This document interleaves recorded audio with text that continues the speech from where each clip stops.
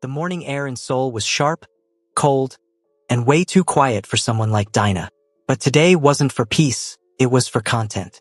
"Baby girl, we fake it till we make it," she whispered to her reflection in her phone screen, pouting dramatically as she tied her braids into a high ponytail. Her small apartment, barely the size of a closet, looked like a disaster. Ring light in one corner, clothes everywhere, empty skincare bottles lined like trophies.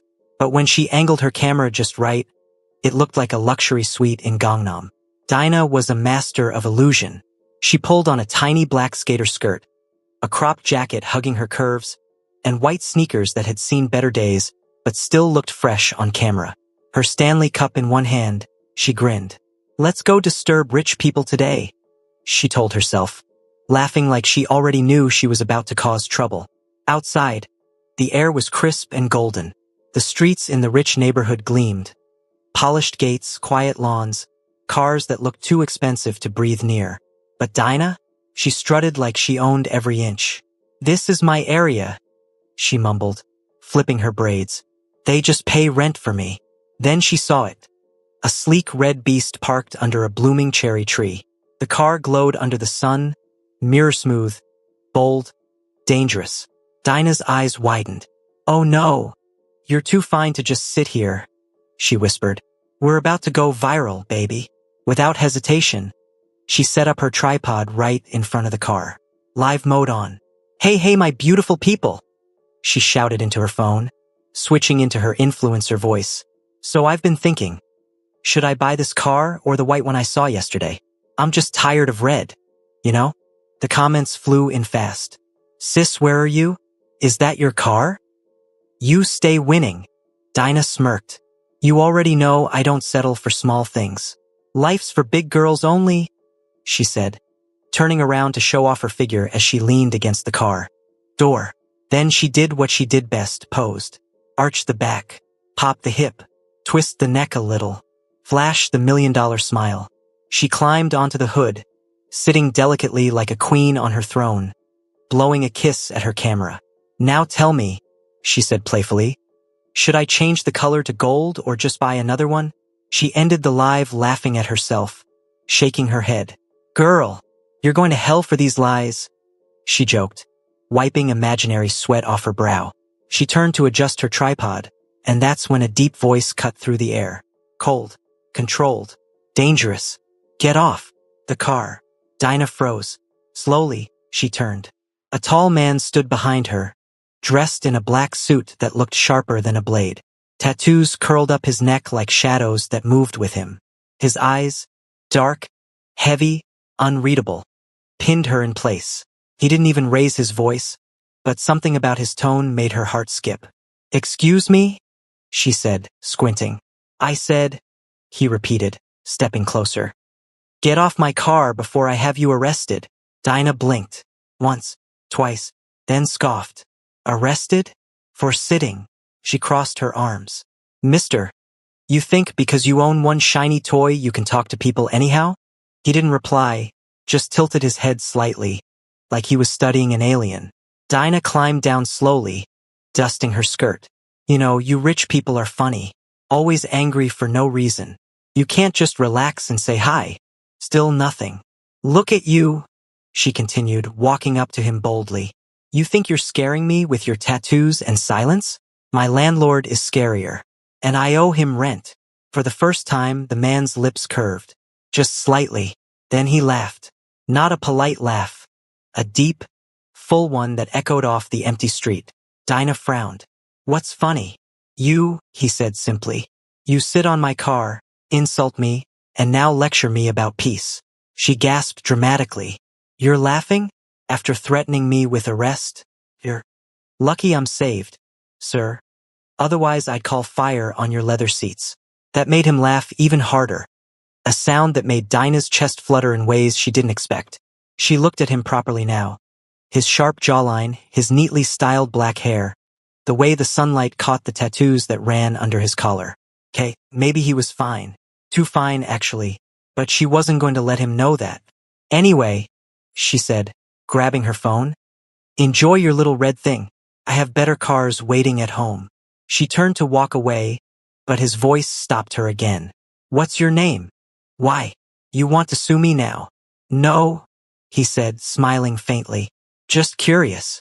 Dinah tilted her head, lips curling. Curiosity killed the cat. He chuckled. Then I guess I'm willing to die for it. She rolled her eyes. Men are weird. Bye, Mr. Mafia Man. Mafia? He repeated, confused. Well, look at you, suit, tattoos, cold face. You definitely don't sell flowers, she said, waving him off as she walked away. But he stood there, watching her go, her hips swinging, her laughter echoing through the quiet street. For the first time in years, Ray June, Seoul's most feared underground boss, felt something he didn't understand. She had embarrassed him, mocked him, sat on his car. Yet, all he could think was how to see her again. And as Dinah sipped from her Stanley cup, smiling at her reflection in a shop window, she whispered to herself, Girl, you almost got killed, but at least you looked cute doing it. She didn't know that by the next sunrise, her entire fake life was about to collide with a man who never knew how to love, and who would soon learn everything from her. 3 days had passed since the car incident, and Dinah still couldn't stop thinking about it. Not about the embarrassment. She was used to that. She once tripped in a fancy restaurant pretending to be an influencer from London. So this was nothing new. What bothered her was him. The tattooed man with that slow, dangerous laugh. The way his eyes had looked at her. Like he wasn't sure if he wanted to kiss her or arrest her. She hated that memory. Mostly because every time she thought about him, her stomach did this stupid twist thing. Focus, girl, she muttered, pacing in her tiny apartment. Bills don't pay themselves. You can't be catching feelings for a walking tattoo. She opened her phone and scrolled through her DMs, ignoring the "Hey Queen, you find messages," until one notification caught her eye. @Ray June Official followed you. Dinah froze. Ray June Official? Curious, she tapped on the profile. Luxury cars. Suits. Art. Minimal words. His post screamed money and mystery. His bio simply said, I don't chase. I find. Dinah blinked. Ah? Find who? Is it me? She said out loud, laughing nervously. Maybe it's just coincidence. Then came the message. I hope your landlord hasn't scared you yet, Miss Skirt. Her heart almost jumped out of her chest. No way. She clutched her phone like it might explode. He found me? She typed fast.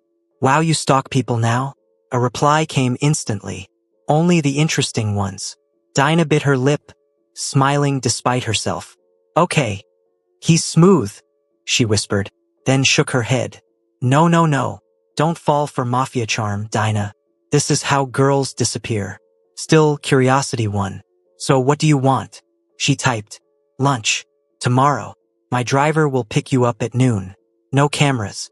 She stared at the screen, jaw dropped. Excuse me. Do I look jobless to be going to lunch with strangers? You already sat on my car. I think we're past strangers. Dinah laughed so hard she almost dropped the phone. Oh, this man has jokes. The next day came too fast. She stood in front of her mirror, chewing on her lip. What do I even wear to meet a walking ATM? She asked herself. She settled for a fitted black jumpsuit, big hoops, red lipstick, and heels that said, I came to slay, not to play.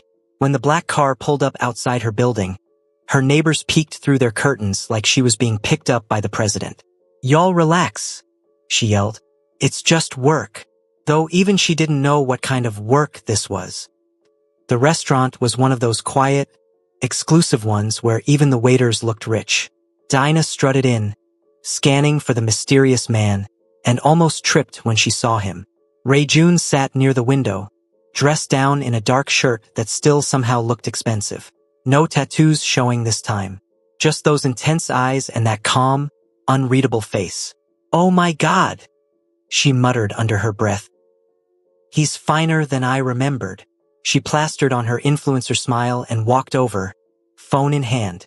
Hi, you must be the one paying for lunch, she said sweetly, sliding into the seat before he could respond. He raised a brow. You're early. I'm a punctual queen, she said, flipping her braids. Also, I wanted to make sure you're not a scammer. He smirked. Would a scammer drive a red Ferrari? She paused. Touché. They ordered food, or rather, he did. Dinah just nodded when he said words she didn't understand. So, he began. What do you really do, Miss Skirt? Influencer, she said confidently. Influencer of what? Vibes and luxury. He chuckled. Luxury? You told me you live in a penthouse. She sipped her drink dramatically. Yes, mentally. That made him laugh again. That deep, rare laugh that made people stare. But Dinah was just getting started. You see, it's all about presentation. People don't care if your house is small, as long as your mirror is clean and your caption are rich. Rayjun tilted his head, intrigued. So you fake it on purpose? She leaned closer, whispering, Baby, this world doesn't reward honesty. You act rich until money gets confused and starts coming to you. He stared at her for a long moment, almost like he was trying to read her soul, then quietly said, You're the most honest fake person I've ever met. Thank you, she said proudly. I work hard at it. The waiter brought their food. Fancy, colorful, probably cost her rent. Dinah took one bite and almost screamed. Why does it taste like flowers? Did they cook this in perfume? Rayjun smirked. It's truffle pasta. Truffle? It tastes like trauma. He burst out laughing so loud the couple next to them turned. Dinah loved it. Not the attention, but seeing him loosen up. For someone so powerful, he looked like he'd forgotten how to just laugh. Then she did what she did best, started a live video. Hey my babies, she said into her phone. I'm out having lunch with this fine rich man who said he'll sponsor my skincare line. Dinah, he interrupted, low and warning. She turned the camera to him. Say hi to my followers. Rayjun's expression was priceless. Pure panic disguised as calm. Turn that off, he muttered. She laughed. Relax. You look good. Don't be shy. Dinah, he said again, firmer this time. Turn it off. Please. That please caught her off guard. It wasn't angry, it was almost nervous. She ended the live, frowning. What's your deal? You act like I'm about to steal your soul. I don't like cameras, he said simply. Who doesn't like cameras? Even ghosts like cameras. He looked at her. Really looked at her. You remind me of sunlight, he said softly. That shut her up for a second. Sunlight? Yes, you show up loud, unapologetic, and you don't care who's watching. Dinah blinked, trying not to blush. Well, thanks. You're not bad yourself, Mr. Mysterious. She started to relax again, joking and teasing him until her phone buzzed. A notification popped up on the screen. Breaking news. Seoul Mafia leader spotted at Hanwoo Lux restaurant. Dinah gasped dramatically. Oh no, look, the Mafia's here, she said playfully, then froze when she noticed Rayjun's expression. He wasn't laughing. Wait, she whispered. You're not actually. Before she could finish, two suited men entered the restaurant, bowing slightly to Rayjun. Dinah's eyes went wide. Bestie, she whispered to herself. I think I just flirted with a criminal. She shot up from her seat, grabbing her bag. You know what? I just remembered I left my stove on. He reached out, gently catching her wrist. Stay, he said quietly. Please, just stay. Something in his voice stopped her. It wasn't authority this time, it was almost vulnerability. Why? She asked softly. He hesitated. Because I haven't laughed like this in years. Her eyes softened. You're weird. You know that? Maybe. But you make weird feel good. She sighed, sitting back down. Fine. But next time, you tell me if I'm eating lunch with the Mafia. He smiled faintly. Deal. And as they finished their meal, her joking, him quietly studying her. Neither realized this little lunch was about to change everything. Because while Dinah thought she was playing pretend again, Rayjun already knew he'd found something real. Something bright enough to blind the darkness he lived in. Dinah didn't believe in fairy tales, but if she did, hers definitely wouldn't start with a Mafia boss who didn't know how to use emojis. After their chaotic lunch, she had sworn to keep her distance. She even told herself she'd block his number if he texted. But the next morning, at exactly 8 a.m., her phone buzzed. Rayjun, did you burn your stove again? Dinah chuckled. So he's funny now, she muttered, typing back. Dinah, Only my enemy's food burns. He replied instantly. Ray-Jun. Then I'm safe. Dinah. Who said you're safe? Ray-Jun. I like to believe in miracles. Dinah threw herself on the couch, grinning. Oh my God, he's flirting. Days passed and their conversations became a ritual. Every morning, one text from him. Every night, one call, short and calm. He wasn't talkative, but the way he listened made her feel seen. He'd ask random things, like what her favorite childhood snack was or what she dreamed of buying if she ever became rich for real. She'd answer with her usual dramatic flair. A private jet, pink, with glitter. I'll call it Slayer. He'd hum thoughtfully. Then I'll buy the airport. Excuse me? You'll need somewhere to park it? He'd say calmly, like buying airports was normal. Dinah didn't know how to deal with that kind of money energy.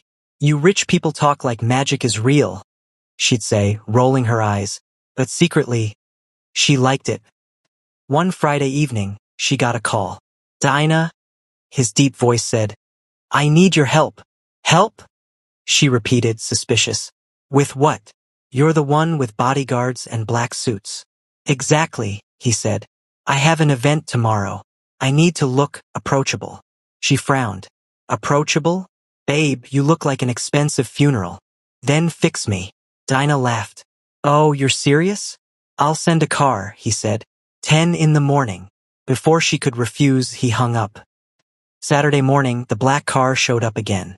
She climbed in, wearing her favorite ripped jeans, oversized pink hoodie, and huge sunglasses that screamed, Don't talk to me unless you're paying my bills. The driver took her to a mansion outside the city. Quiet, guarded, surrounded by trees. When she stepped out, she whistled. So this is where you hide your sins, huh? Ray-Jun appeared from the doorway, in his usual black-on-black outfit. You're late. You're early, she shot back. He stared at her. The hoodie, the sneakers, the messy bun. You look different. She grinned. That's called comfort, sweetie. Something rich men fear. He tried not to smile, but she saw the corner of his mouth twitch. She followed him inside. Everything was marble, glass, and silence. Too much silence. Where are the vibes? She asked, looking around. No music? No scent? Even ghosts would be bored here. He raised a brow. You came to decorate or to help me dress? Both, she said. Now strip. He blinked. What? She giggled. Relax, Mafia man. I meant change your clothes. He sighed, walking to his closet. It was massive, all black suits, gray shirts, and more black. Dinah gasped. You own a rainbow and still chose to live in darkness? He looked at her blankly. They're easy to clean. She clutched her chest dramatically. Father Lord, he's hopeless. Pulling out her phone, she opened Pinterest. Sit. Lesson 1. How to dress like a black man with drip. Drip. Yes, drip. Sauce. Swagger. Style. Confidence that smells expensive even when you're broke. He smirked faintly. I'm not broke. Then you have no excuse, she said, pulling out a white shirt and gold chain from the rack. Try this.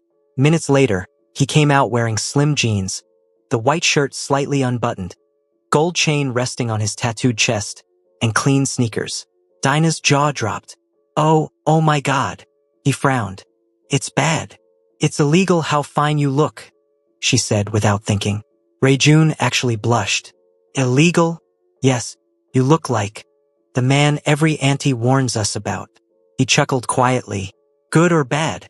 Both, she said, circling him like a fashion judge. You're giving danger and devotion. I like it. For the first time, he looked genuinely pleased. Then teach me more. They spent the afternoon laughing. Dinah tossing jackets at him, Ray-Jun pretending to model awkwardly while she hyped him up. Okay. Walk like you own the street, not like you're arresting it, she said, clapping her hands. He tried again, this time with a tiny smirk. There we go, she shouted. That's drip. He shook his head, amused. You're insane. Correction, she said proudly. I'm iconic. He watched her.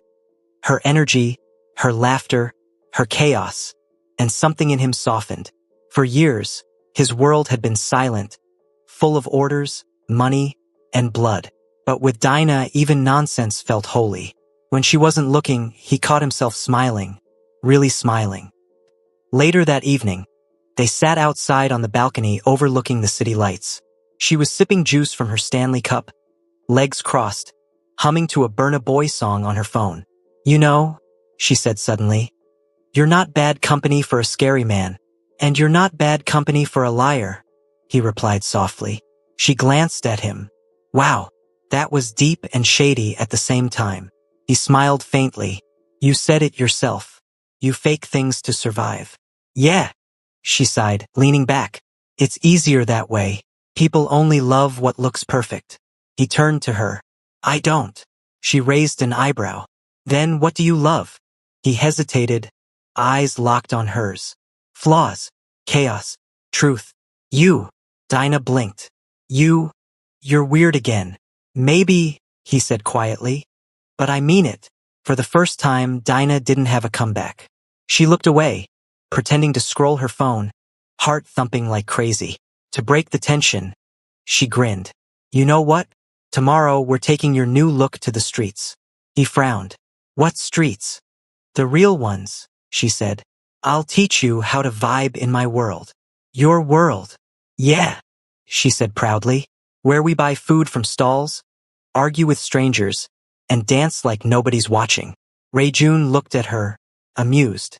"You think I can survive that?" "Baby," she said, patting his shoulder. "You survived me. You'll be fine." He laughed softly, a sound she'd started craving. That night, after she left, June stood by the window, still wearing the gold chain she'd picked. He touched it lightly, thinking about her smile, her fearless attitude, her scent that lingered like trouble. And for the first time in years, the Mafia King felt something he couldn't command, buy, or silence. He felt alive. Dinah, meanwhile, was back in her tiny apartment, grinning at her reflection. "Girl," she whispered, "I think you just taught a Mafia man how to slay." She didn't know that lesson would soon cost her more than she ever imagined. If June thought he had seen chaos before, he was wrong. Because chaos had a name, and her name was Dinah. She texted him early that Saturday. "Dinah, wear what I picked. Don't argue. No bodyguards. No suit. June, that's unsafe." Dinah, "Babe, the only thing unsafe is your fashion sense." 10 a.m. sharp. By 9:59 he was waiting downstairs, looking half nervous, half excited. He had on the same white shirt, gold chain, and clean sneakers she'd chosen. She showed up wearing ripped denim shorts, a printed crop top that said, "Main character energy," and a bucket hat. "Okay, you passed," she said, circling him. "You look like money that listens to Afrobeats." He smiled shyly. "That's good. That's perfect. Now let's corrupt you properly." They took the subway instead of his car. Dinah refused to let him call the driver. "Rich people don't understand character development," she joked. "We're building yours." He stood awkwardly in the crowded train while she danced to the music in her AirPods. People stared. She didn't care. She pulled him closer so he wouldn't bump anyone. "This is what real life smells like," she said. "Sweat, spice, and possibility." He looked at her glowing skin in the morning light, the way she smiled at strangers, the way kids waved at her like she was sunshine. June had spent his whole life in quiet cars and glass buildings. But here, surrounded by laughter and noise, he finally felt human. Their first stop, Gwangjang Market. The air smelled of fried food and chili. Vendors shouted. Music blared from every corner. Dinah strutted like she owned the place. "Rule 1, she said. Never pay full price. Rule 2, if the vendor flirts with you, you're getting a discount." He followed her from stall to stall, watching her switch from English to broken Korean effortlessly. She bought tteokbokki, corn dogs, and a giant drink. "Eat," she commanded. He took one bite and coughed from the spice. "It's hot." Dinah laughed so hard. She bent over. "Welcome to Flavor Town, Mr. Bland." She fed him herself, teasing, "See, it's not poison." He smiled through watery eyes. "I think my tongue's on fire." "Good," she said.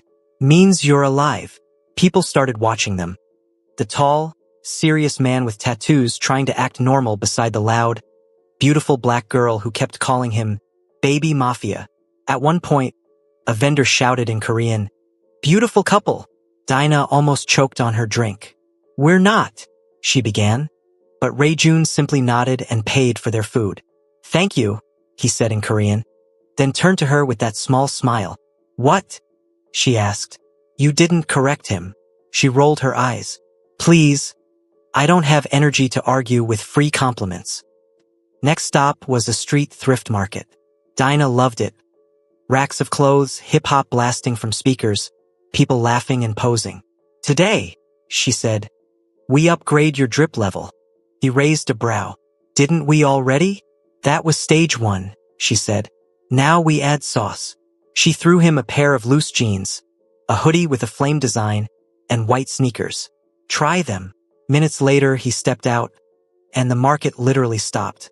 Dinah screamed, "Aya, look at my student."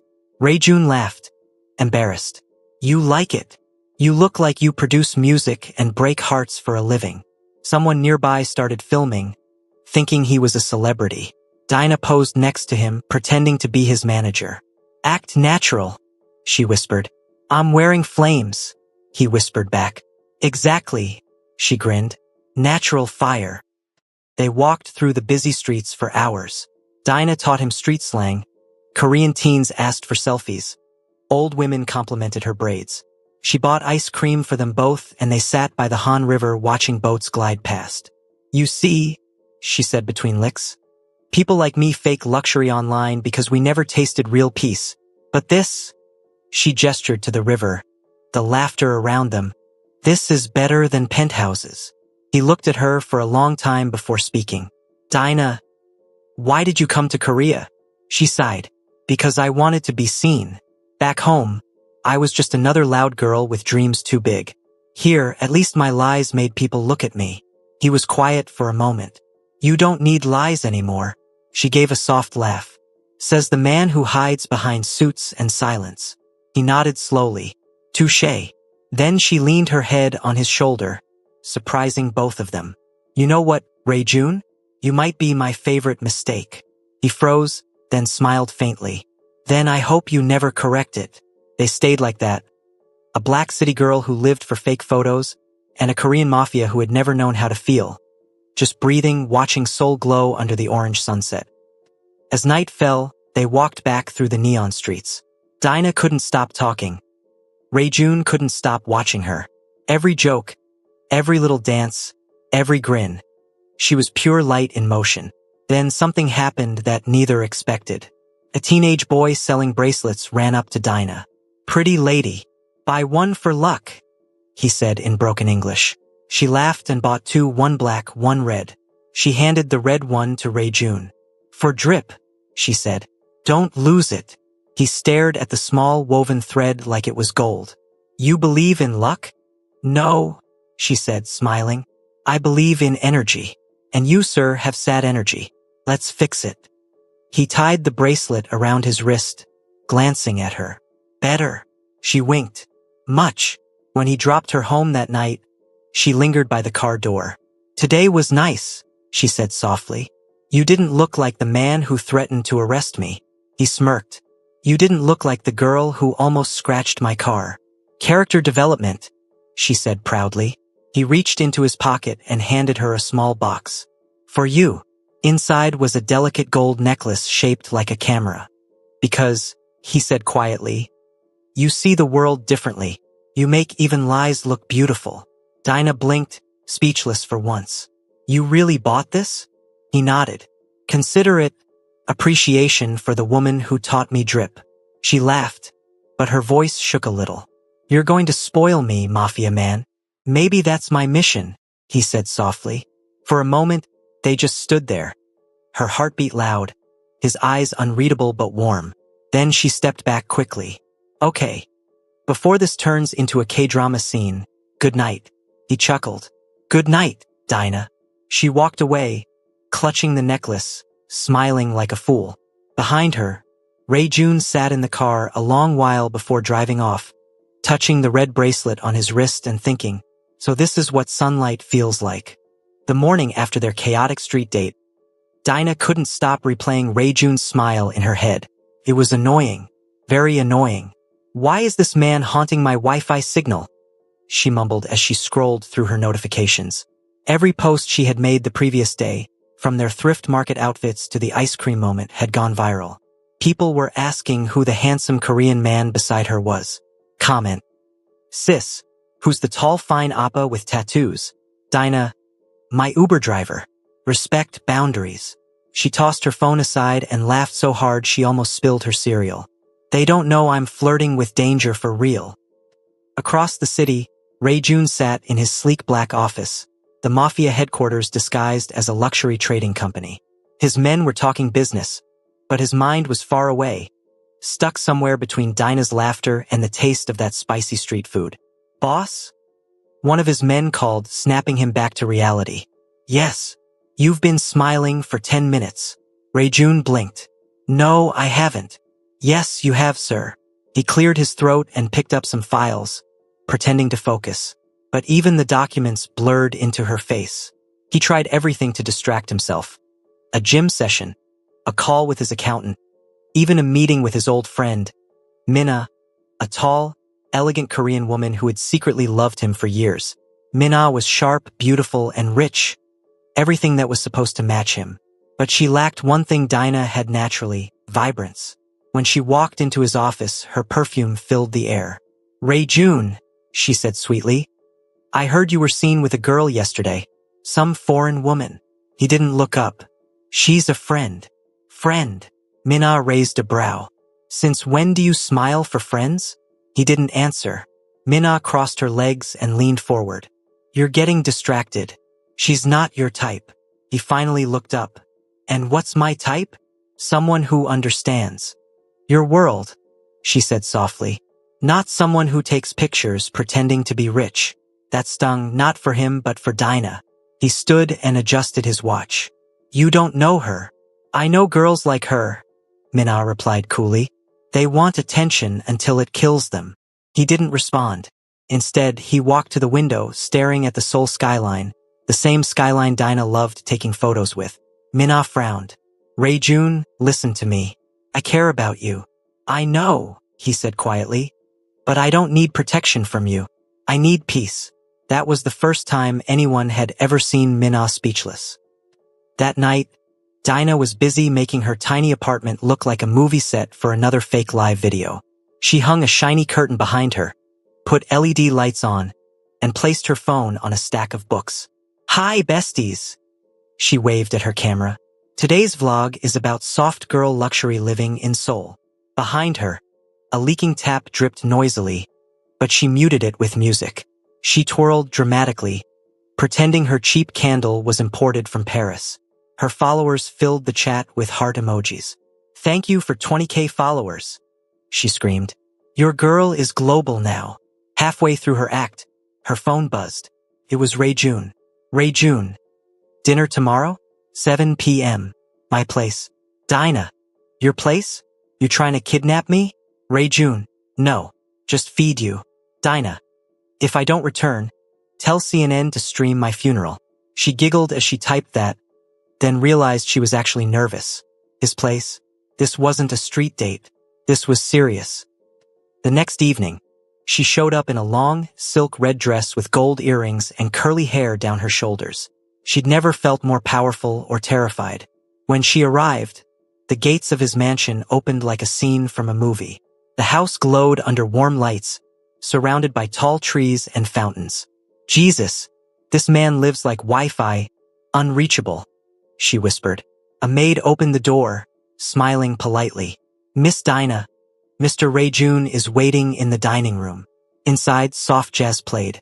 Ray-Jun stood by the table, wearing a black shirt and silver chain, the one Dinah had helped him pick from the thrift market. He looked her up and down, speechless. You look incredible. And you look like you own heartbreak, she teased. Who taught you this drip? You, he said simply. They laughed and ate dinner, steak, kimchi, and wine. Dinah made jokes about the silverware. So these are the spoons rich people use to eat feelings? He chuckled. You never stop talking, do you? Silence is for broke people, she said, sipping her drink dramatically. For the first time, he laughed loudly. Not politely, not restrained, but genuinely. Halfway through dinner, Minna appeared at the doorway. Dinah froze mid-bite. Oh my God, she whispered. Is this a side quest? Rayjun stood up. Minna, what are you doing here? She smiled, her red lipstick sharp. I came to see you. I didn't know you had company. Dinah stood up too. Hi, company here. You must be the one who lost the invitation. Minna raised an eyebrow. You're quite bold. I'm quite everything, Dinah said with a smile. Rayjun tried to step between them, but Dinah wasn't backing down. Tell me, Minna said coldly. Do you even know who he is? Dinah grinned.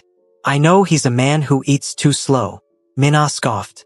You think this is funny? Not really, Dinah said. But your perfume's killing the vibe.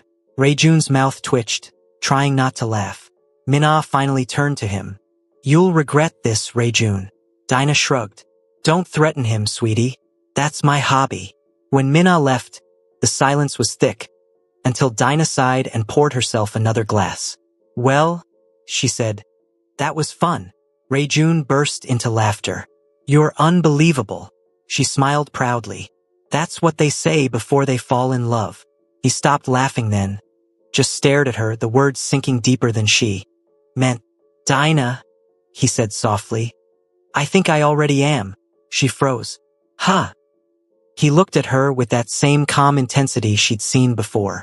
You make me feel alive. Her chest tightened. Rayjun, don't joke like that. I'm not joking. For a long moment, they just looked at each other, the silence louder than music. Then Dinah stood quickly, pretending to check her phone. It's late. I should go before I start catching feelings too. He walked her to the car. Neither spoke. When she got in, he leaned slightly toward her window. Dinah. Yeah. Keep the red dress. It's dangerous. Just like you. She smiled faintly. You really want trouble, don't you? Only yours, he said. As the car drove away, Dinah looked at her reflection and whispered to herself, Girl, you're in deep trouble. Later that night, as she posted a selfie from the dinner, Minna was already calling someone on the phone, her voice sharp with jealousy.